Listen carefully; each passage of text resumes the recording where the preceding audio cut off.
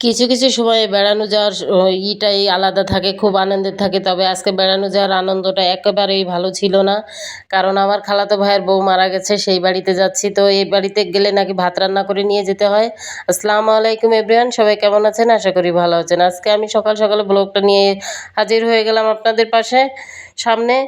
তো এখানে সকালে উঠেই আমি একটু বাইরে ঘুরলাম, ঘোরাফেরা করলাম। ঘোরাফেরা করে দেখি আমার আব্বার গরুগুলো খাওয়া শুরু করে দিয়েছে। তো আমার চাচি বলতেছে যে জালি কুমড়া নিয়ে খাইলে খাও। তো আমি বললাম দেন একটা নিয়ে যাই। তো আমাদের বাড়ি আর আমার চাচিদের বাড়ি একদম এক উঠানি, কিন্তু মাঝে জালি কুমড়া গাছটা লাগিয়েছে আমার চাচি, হয়ে গেছে। তো সকাল সকালে ভাত আগে বসিয়ে দিয়েছি, তারপরে কাটাকুটো করে নিলাম। আমার কাটাকুটো করা হয়ে গেছে। এখন আমি আগে দিয়ে ডিমটা ভুনা করে নিব। ডিমটা ভুনা করা হয়ে গেলে এটা নামিয়ে রাখবো। ডিম হয়ে গেছে, এখন মুরগিটা ভুনা করে নেব। মুরগি ভুনা না, ঝোল ঝোল করব। আর এখানে জালি কুমড়া ভাজি করে নিচ্ছি মরিচ পেঁয়াজ দিয়ে। কে কে জালি কুমড়া এরকম খেতে পছন্দ করেন অবশ্যই জানাবেন। এখানে জালি কুমড়া চাক করেও ভাজি করেছিলাম, আবার কুচি কুচিও করেছি। তো রওনা হয়ে গেলাম সব কিছু গুছিয়ে নিয়ে। এই যে মধুমতি নদী, অনেক স্মৃতি আছে এই নদীতে আমার। তো এটা হচ্ছে লোকেন আমাদের নৌকা পার হওয়ার ঘাট, মানে খেওয়া ঘাট। এই মধুমতি নদীতে খুব স্মৃতি আছে। তো গাড়িতে উঠে গেছি, এখন চলে যাচ্ছি সেই খালার বাড়িতে।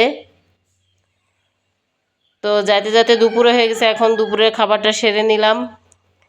কবরস্থানে গিয়েছিলাম, কবর জিয়ারত করে চলে এসেছি। এখন ফিরে আসার পালা। আবার সেই যার যার নিড়ে চলে আসলাম মধুমতি নদী পার হয়ে। এই মধুমতি নদীতে অনেক গোসল করেছি, হয়তোবা অনেকেই বিশ্বাস করবেন না। এখানেই আমাদের বাড়ি। অনেক স্মৃতি আছে এই নদীতে। আর আকাশটা দেখেন কত সুন্দর লাগছে আজকের এই বিকালটা। যেরকম রোদ, আকাশটা আল্লাহ সেরকম সুন্দর করে দিয়েছে। দেখেন এই দিনে এলে মধুমতি নদীর পানি একুল একটু ভরে যায়। অন্য সব সময় অল্প পানি থাকে, নদীটা ছোট হয়ে যায়।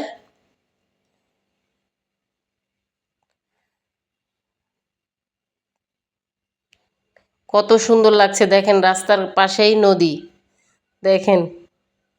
তো বাড়িতে চলে এলাম।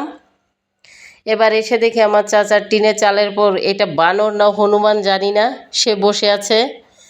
এখানে একটা ফুল গাছ হয়েছিল, খুব সুন্দর ফুল ফুটেছে। ফুলগুলো অনেক ভালো ছিল।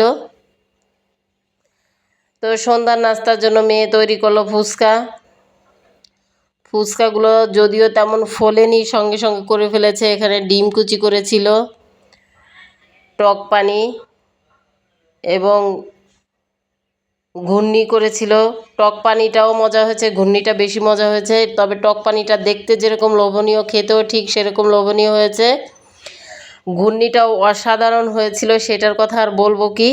তো সবাই ভালো থাকবেন, সুস্থ থাকবেন। আল্লাহ হাফেজ।